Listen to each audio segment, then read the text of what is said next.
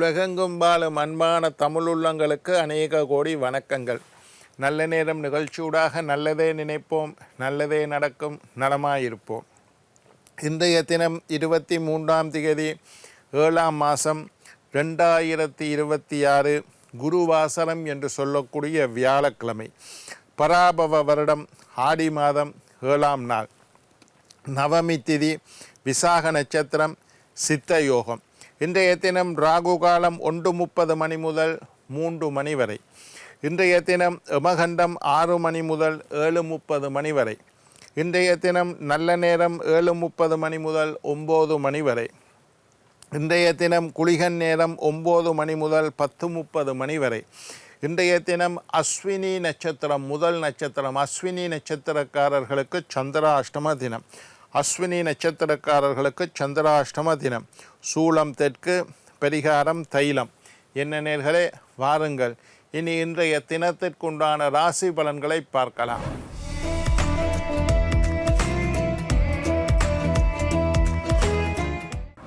மேஷம் பயம், ரிஷபம் வெற்றி, மிதுனம் எதிர்ப்பு, கடகம் சுகம், சிம்மம் சுபம், கன்னி பாராட்டு, துலாம் மேன்மை, விருச்சிகம் ஆர்வம், தனுசு இன்பம், மகரம் ஏமாற்றம், கும்பம் நன்மை, மீனம் முயற்சி. ஆன்மீக தகவல் பகுதியில் தொடர்ந்து உங்களை சந்தித்து வருவதில் மட்டற்ற மகிழ்ச்சி அடைகின்றேன்.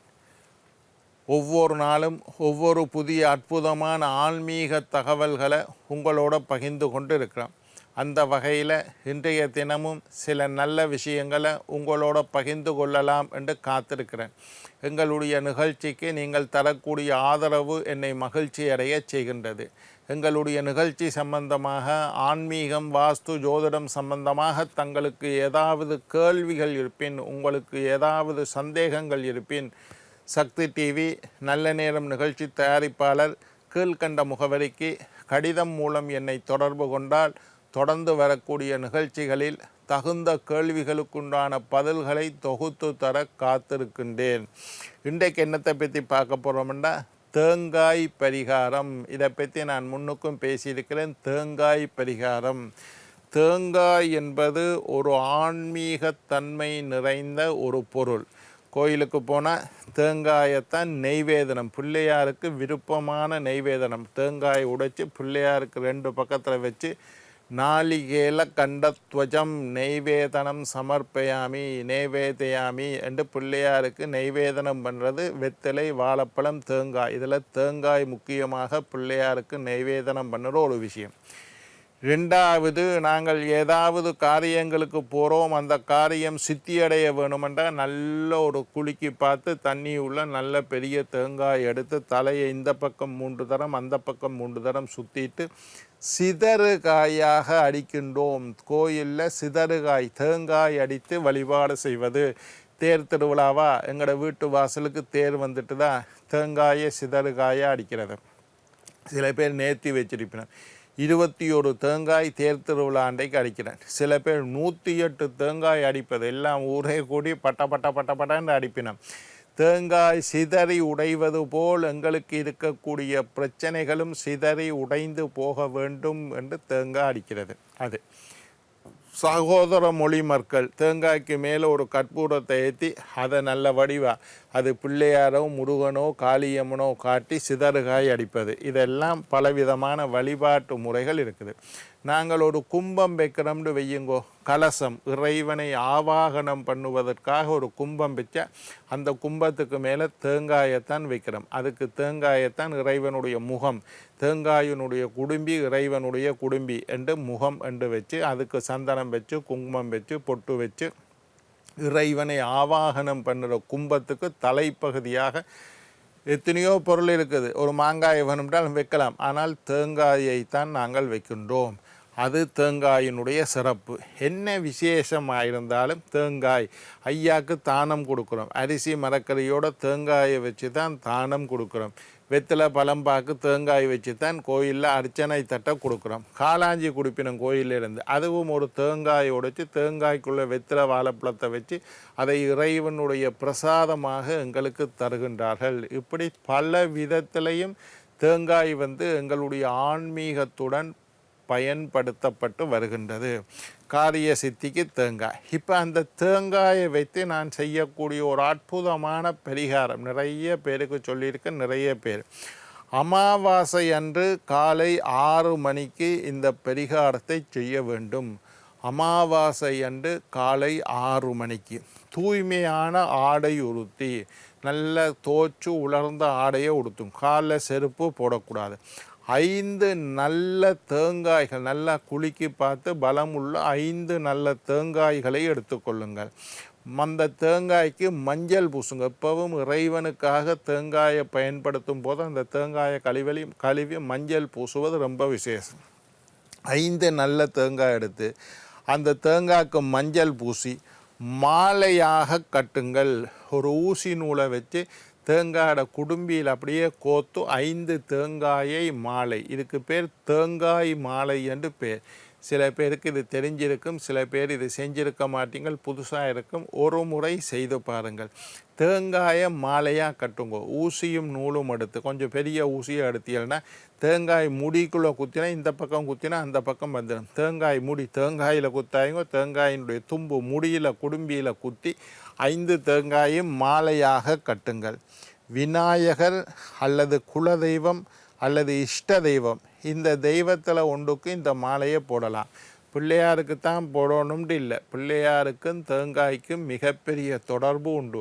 அதனால் உங்களுக்கு குலதெய்வமாகவோ இஷ்ட தெய்வமாகவோ பாரம்பரிய தெய்வமாகவோ விநாயக பெருமாள் இருந்தால் விநாயகருக்கு இந்த தேங்காய் மாலையை போடலாம்.